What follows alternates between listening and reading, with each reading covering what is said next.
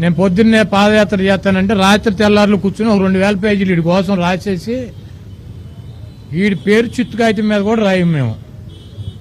మా ముఖ్యమంత్రి కానీ మేము కానీ లోకేష్ అనేవాడి పేరు చిత్తు కాగితం మీద కూడా రాయం. ఆడి పెద్ద పెద్ద బుక్కులు పెట్టుకుని ఎర్ర బుక్కులు మా పేర్లు రాసుకుంటాడు. ఆడి పేరు మా ముఖ్యమంత్రి కానీ మేము కానీ చిత్తు కాగితం మీద కూడా ఆడి పేరు రాయం. ఆడి అసలు మామూలుగా నాన్న అరచే కానీ ఆడి చూస్తే ఎట్లా ఉన్నాడు చూసారా మీరు? తిరణాలకు తీసుకెళ్తే అమ్మ బాబాయ్ 7-8 ఏళ్ళ పిల్లలు తప్పిపోతే ఎట్టుంటారు? వీడు తిరణాల్లో తప్పిపోయిన పిల్లలు వీడి బెత్తలు చూపి టిట్టి చూస్తున్నాడు.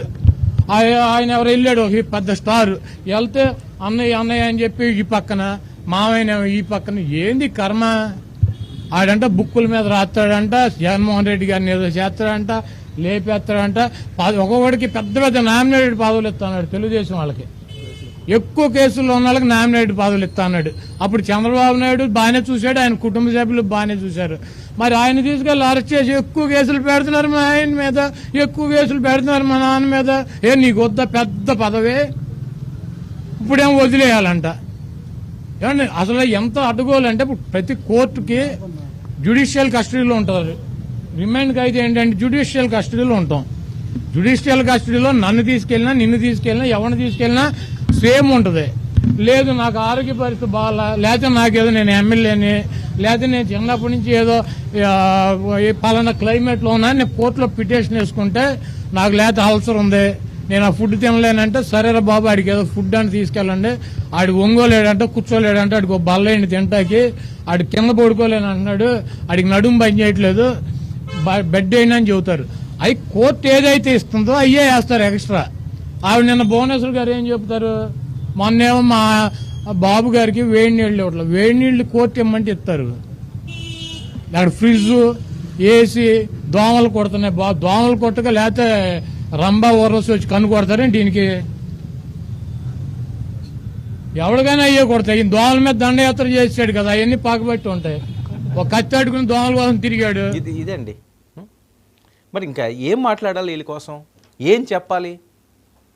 74 సంవత్సరాల వ్యక్తి, సుదీర్ఘకాలంగా ఆంధ్రప్రదేశ్ను పాలించిన వ్యక్తి, ముఖ్యమంత్రి స్థాయి వ్యక్తి జైల్లో ఉంటే ఆవిడ భువనేశ్వరి గారు అరే ఆయనకి కొన్ని సమస్యలు ఉన్నాయి, ఆరోగ్య సమస్యలు అంటే ఈయన మాటలు ఏంటండి? మరి అది పైచ్యంగా అనరా? ఏమంటారు దీన్ని? ఏం చూసుకోండి ఈ రకమైన మాటలు? ఆడ నడునొప్పి అంటే బెడ్ ఇవ్వాలా? మరి ఈయనకి ఎందుకు ఇవ్వాలి? నడునొప్పితో పడుకోమనొచ్చు కదా. మరి ఈరోజు ఎందుకు గగ్గోలు పెడుతున్నారు? ఇది కదా వాళ్ళు ప్రశ్నించేది. ఎక్కడికి పోతే ఈ బయటలన్నీ జీవితాంతం అంతా గుర్తుంటాయి కదా. జైల్లో దోమలు కొడుతుంటే వీడికి ఏసీ ఇవ్వాలా, వీడికి ఫ్రిడ్జ్ ఇవ్వాలా, రంభా ఊర్వశి వచ్చి కన్ను కొడుతుందా అని చెప్పి ఆ మనిషిని మాట్లాడడం అంటే ఒక ముఖ్యమంత్రి స్థాయి వ్యక్తిని, ముఖ్యమంత్రి చేసిన వ్యక్తిని ఏ రకంగా చూడాలి? ఇంకా ఏం మాట్లాడాలి? మరి కర్మ రిపీట్ అవ్వట్లేదా? ఇప్పుడు గుడివారికి గన్నవరానికి పెద్ద డిస్టెన్స్ లేదు అన్నది ఇప్పుడు వస్తున్న టాకు. చాలా దగ్గరట, పెద్ద దూరమే కాదు. నెక్స్ట్ ఇదే ట్రీట్మెంట్ ఉంటుంది. మరి ఆ రోజు నిజంగా ఒకవేళ అరెస్ట్ అయ్యి తప్పులు ఉన్నాయంటున్నారు, అరెస్ట్ చేస్తారో చేయరు అన్నది అది లా అండ్ ఆర్డర్ సంబంధించిన విషయం. ఆ కేసుల నుంచి పోలీసులు చూస్తున్నారు. ఒకవేళ అరెస్ట్ అయితే నానికి కూడా ఏవో ఉంటాయే, ఆయన హెల్తీగా ఏమి ఉండడు. ఖచ్చితంగా ఒక వయసు వచ్చిన తర్వాత కొన్ని వస్తాయి. మరి ఆ రోజు ఒకవేళ జైల్లో ఇప్పుడు వంశీ ఏదైతే ఇబ్బందులు పడుతున్నాడో, వంశీ ఇప్పుడు ఏదైతే ఆవేదన చెందుతున్నాడో, వంశీ కుటుంబం ఏదైతే ఆక్రందన చెందుతున్నదో వాళ్ళు కొన్ని ఫెసిలిటీస్ అడుగుతున్నట్టే చంద్రబాబు నాయుడు గారు ఆ రోజు అడిగితే మీరు ఈ రకంగా మాట్లాడారే, రేపు మీకు ఈ పరిస్థితి వచ్చి లోపలికి వెళ్ళినప్పుడు ఒకవేళ రిమాండ్ ఖైదీగా మీరు ఉంటే, ఒకవేళ ఏమన్నా మీరు తప్పులు చేసే నిరూపిస్తే జైల్లో ఉండే పరిస్థితి వస్తే, మీకు ఒంట్లో బాగలేదు నాకు ఒక చాప ఇవ్వండో, లేకపోతే ఒక దిండు ఇవ్వండో, ఒక బెడ్ ఇవ్వండో అని అడిగితే ఈ రకంగానే మాట్లాడాలా? అప్పుడు ఎవరెవరో వచ్చి కన్నులు కొడతారు. మేనకాల్లో వస్తారా? మేనకా తిలోత్తమని మిమ్మల్ని దోమ కొడితే ఏం మాట్లాడుతున్నారండి? ఏం మెసేజ్ ఇస్తున్నారండి? ఆత్మవిమర్శ చేసుకోరా?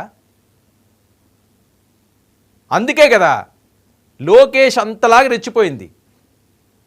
ఆయన రెడ్ బుక్ ఎందుకు ఓపెన్ చేశాడు? అంత ఆవేశంగా ఎందుకు ఊగిపోయారు? ఇన్ని పడ్డాడు కాబట్టి కసి పెరిగిపోయింది ఆయనలోని. ప్రజలు కూడా అది నిజమని నమ్మారు కాబట్టి మీకు ఈ దుస్థితి తీసుకొచ్చారు. వల్లభనేని వంశీ మరి ఈరోజు ఇంత బాధపడుతున్నారు, అన్యాయం చేశారు అంటున్నారు కదా, ఆయన ఏం మాట్లాడాడు వినండి. ఎందుకు చంద్రబాబు నాయుడు ఇందిరాగాంధీ దగ్గర నుంచి మళ్ళీ ఎన్టీ రామారావు గారి దగ్గర చేరాడు? జంపింగ్ జపాంగేగా ఇది.